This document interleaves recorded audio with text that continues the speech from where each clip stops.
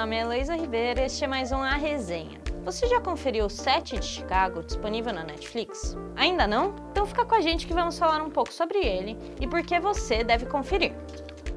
We want to underscore again that we're coming to Chicago peacefully, but whether we're given permits or not, we're coming.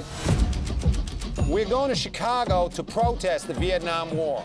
A Guerra do Vietnã foi um dos principais conflitos armados que eclodiram no pós-Segunda Guerra Mundial, durante o período conhecido como Guerra Fria. No final da década de 1960, muitos movimentos se organizaram para protestar contra a guerra, que matou mais de 58 mil soldados estadunidenses e cerca de 3 milhões de vietnamitas, de acordo com os dados oficiais do governo americano. Em 1968, um grupo de movimentos sociais se reuniu em Chicago para um protesto, justamente no local em que aconteceria a Convenção Nacional do Partido Democrata. A Guerra do Vietnã foi um conflito armado que opôs o Vietnã do Norte, comunista, e o Vietnã do Sul, junto com seu principal aliado, os Estados Unidos.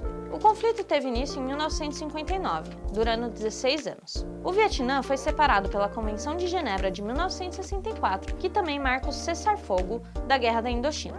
Os dois lados possuíam regimes ideológicos diferentes. O Vietnã do Norte buscava unificar o território sob um regime comunista, enquanto o Sul buscava se manter aliado às potências ocidentais, em especial aos Estados Unidos. Foi apenas em 1964, legitimando-se pela teoria do dominó, se o Vietnã se tornasse comunista, os demais países da região também sucumbiriam à influência soviética, que os Estados Unidos se envolveram diretamente na guerra, passando a enviar tropas à península da Indochina.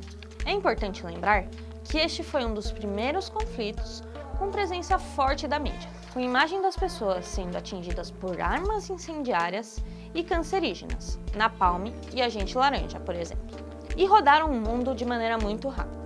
A bárbare, autorizada pelo governo americano, tomou conta do mundo asiático.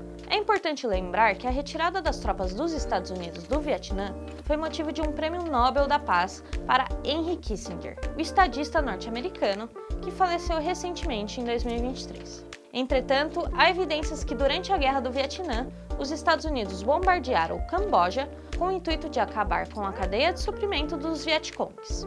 Esse período ainda ressoa na região como consequências dos sanguinários conflitos durante a Guerra Fria. Mas, de fato, existiam pontos de resistências que eram contra a convocação para o exército estadunidense, bem como a favor da retirada dos Estados Unidos do Vietnã. E é neste ponto que o filme se concentra. Em 1968, como dissemos, um grupo de movimentos sociais se organizou em Chicago, na Convenção Nacional Democrata, que anunciou a candidatura de Hubert Humphrey à presidência dos Estados Unidos. Houve tumulto e o governo estadunidense acusou um seleto grupo de pessoas de conspiração num julgamento controverso. O filme é baseado nesse julgamento, misturando cenas de flashback, de acordo com a narrativa de cada um dos 8 indiciados, número que cai para 7 ao longo do filme. O roteiro de Aaron Sorkin dá o tom do filme, a garantir um drama poderoso da Netflix. O longa retrata uma perseguição judicial perpetrada pelo juiz Hoffman, interpretado por Frank Langella. A Abby Hoffman, Jerry Rubin, David Dellinger, Tom Hayden, Henry Davis, John Froines e Lee Weiner. Além desses, Bob Seale, um dos líderes do movimento Panteras Negras, chegou a ser agredido e impedido fisicamente de se comunicar. Bob Seale teve um julgamento separado do restante do grupo. Aliás, nesse sentido, vale uma crítica. O filme poderia dar mais ênfase ao racismo institucional judiciário.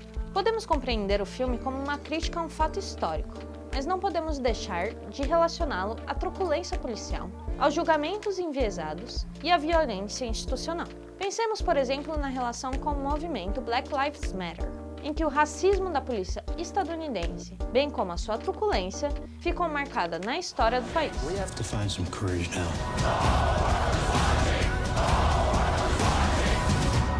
How much is it worth to you? What's your price?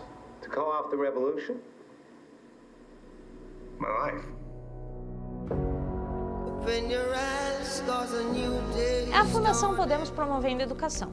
Educação muda vidas e vidas mudam o mundo. Siga a gente nas redes sociais.